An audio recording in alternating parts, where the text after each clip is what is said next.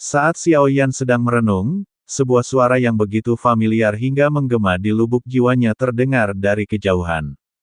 Xiao Yan mendongak dan melihat sosok-sosok yang familiar berubah menjadi garis-garis cahaya, mendekat dengan cepat. Orang yang mengeluarkan raungan memekakkan telinga itu tak lain adalah Xiao Zhan yang selalu membual.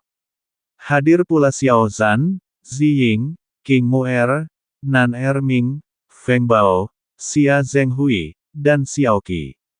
Selain tim pemberani, ada juga lebih dari selusin tokoh dari Lei Jidong Hai Yuan Jian Su Zhen. Melihat wajah-wajah yang familiar ini, Xiao Yan terkejut sekaligus gembira, hatinya bergejolak karena emosi. Ia senang melihat semua orang, tetapi khawatir akan bahaya tempat ini. Sangat mudah bagi sesuatu yang tak terduga untuk terjadi. Ia bertanya-tanya apakah semua orang baik-baik saja. Mata Xiao Yan melembut saat itu juga, tatapannya menyapu setiap orang, sedikit lebih lama tertuju pada King Mu'er dan Xiao Qi. Kedua wanita itu ingin mendekat, tetapi sedikit ragu, ada sedikit rasa menghindar di mata indah mereka. Baiklah, kata Xiao Zhan sambil berkacak pinggang dan tertawa terbahak-bahak. Tuan muda Xiao, jangan remehkan kami. Aku telah membunuh puluhan prajurit Taisu dalam pertempuran baru-baru ini. Mereka tampak cukup bangga, berharap mendapatkan pujian dari Xiao Yan, dan berkata, semua orang telah menjadi lebih kuat. Namun, kita masih perlu lebih berhati-hati. Bagaimanapun juga, kita menghadapi makhluk abadi tingkat dewa. Jika kita tidak hati-hati, ekspresi Xiao Yan berubah gelap, dan pria bertinitus itu melangkah maju. Xiao Shao, tingkat kultivasi kita memang tidak mencukupi. Tetapi sebagai makhluk alam ilahi, bagaimana kita bisa bersembunyi karena kelemahan kita? Jangan abaikan perbuatan baik kecil, bahkan sebutir pasir pun memiliki energinya. Pria bertinitus itu memahami kekhawatiran Xiao Yan, dan dari ekspresinya, tampaknya dia berharap cara terbaik untuk melindungi mereka adalah dengan membuat tim pemberani mundur ke belakang untuk menghindari perang. Taktik bujukan diam-diam Xiao Yan jelas telah gagal. Kita memang menjadi lebih kurus, tetapi dengan mengenakan baju sirah dewa kuno yang dibuat oleh Nona Ding Yue, pertahanan dan kekuatan tempur kita telah meningkat pesat. Para prajurit Taiksu di pihak lawan masih memiliki kesempatan untuk bertarung, dan dengan kekuatan gabungan kita bukanlah tandingan mereka. Jangan khawatir, kita melindungi Sensi, apa yang perlu ditakutkan dari hidup dan mati. Kali ini, Storm yang berbicara. Dia tidak ingin pergi dan ingin ikut serta dalam pertempuran. Tuan muda Xiao, niat Anda adalah agar kita semua aman. Tetapi kita semua berharap untuk berbagi beban dengan Tuan muda Xiao, meskipun kekuatan kita lemah. Kita telah hidup nyaman di bawah perlindungan Tuan muda Xiao terlalu lama, terutama sekarang dunia Sensi berada di ambang kehancuran. Bagaimana kita bisa mundur ke belakang, menggunakan nyawa orang lain untuk membuka jalan kita sendiri menuju kelangsungan hidup? Senyum pahit muncul di wajah Menming. Tetapi apa yang dia ucapkan adalah perasaan tulus dari Dahuo tim pemberani. Aku mengerti, kita semua adalah bagian dari Sensi. Dengan pertempuran besar yang akan segera terjadi, setiap orang memiliki tanggung jawab. Xiao Yan mengangguk. Setelah upacara sisik pelangi, dia tahu bahwa melindungi semua orang secara membabi buta sebenarnya salah. Dia masih perlu menghormati pilihan setiap orang. Seketika, tatapan Xiao Yan tertuju pada King Mu'er. Tubuh mungilnya sedikit bergetar saat merasakan tatapan Xiao Yan. Matanya langsung memerah, dan dia melemparkan dirinya ke pelukan Xiao Yan. Sambil menangis, pembohong kecil, aku merindukanmu. Xiao Yan menariknya ke dalam pelukannya, senyum merekah di wajahnya.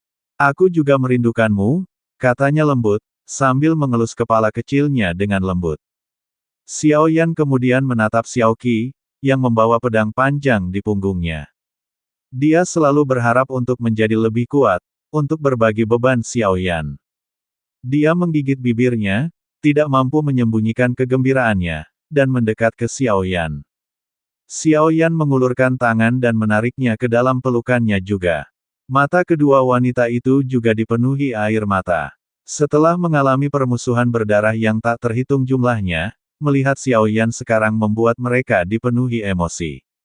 Mereka mengerti bahwa sementara Suhu telah dengan aman berkultivasi di alam dewa kuno dari Laut Barat ke benua Doudi dan kemudian ke Nanling, sebenarnya Xiao Yan dan banyak tokoh kuat lainnya yang telah menanggung beban tersebut. Semua orang merasakan kesedihan saat ini, terutama mengingat penangkapan 3 Dewa Agung.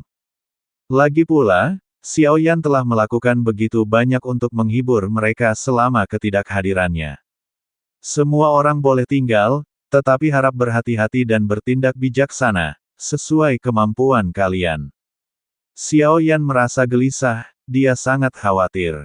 Namun, mengirim semua orang kembali ke alam dewa kuno sekarang memang tidak pantas. Tim pemberani berharap keempat senior akan menjaga mereka dengan baik. Xiao Yan memandang Dong Haiyuan, Lei Ji, Jian Su, dan Wu Zhen.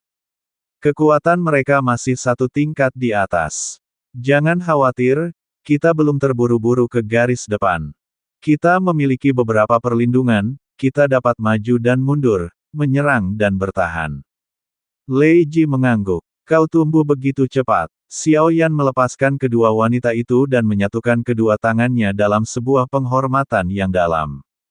Meskipun dia sekarang jauh lebih kuat dari mereka, dia tidak akan pernah melupakan bantuan mereka di masa lalu. Dasar bocah, apakah kau mencoba membuat kami terlihat buruk? Tentu saja, kami tidak bisa dibandingkan dengan seorang jenius sepertimu, kata Dong Haiyuan dengan kesal. Jian Su dan Wu Zhen, sudah lama sekali. Xiao Yan menyatukan kedua tangannya sebagai tanda hormat. Ya, dalam sekejap mata, kau telah tumbuh ke tingkat yang begitu menakutkan, jauh meninggalkan kami.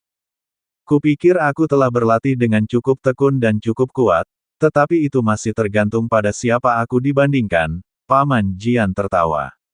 Dulu, Xiao Yan bahkan tidak bisa menahan satu serangan pedang pun darinya. Keadaan memaksa kami, itu bukan keinginan kami.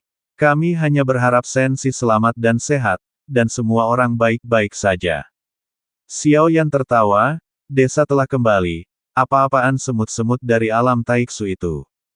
Kelima kota mengepalkan tinju mereka, mata mereka dipenuhi rasa hormat kepada Xiao Yan. Semuanya, silakan istirahat sekarang.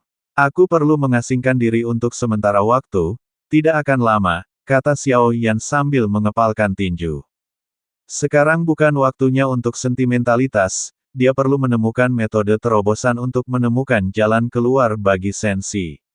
Semua orang mengangguk. Mereka semua menangkupkan tangan ke arah Xiao Yan, kalian berdua harus datang sendiri lain kali, atau aku akan marah, kata Xiao Yan bercanda, sambil menatap King Muer dan Xiao Qi.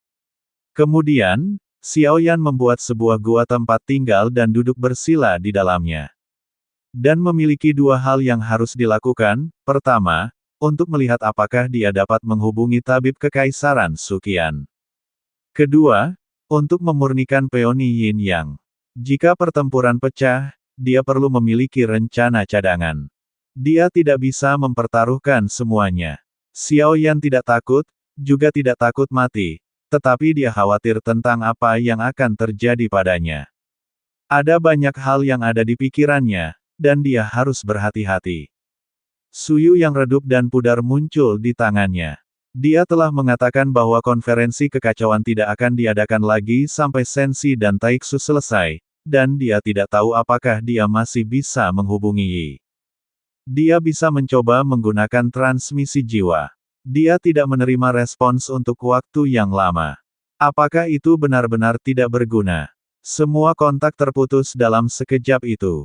Domain itu tidak pernah muncul. Namun, tepat ketika dia hendak menyerah, suyu redup di tangannya tiba-tiba memancarkan cahaya samar. Konferensi tidak bisa dimulai kembali sekarang. Jika Anda punya informasi, saya bisa menyampaikannya. Suara Yi terdengar dari ruang kerja. Kilatan cahaya muncul di mata Xiao Yan. Dia tidak yakin tentang yang lain, tetapi dia masih memiliki secercah harapan.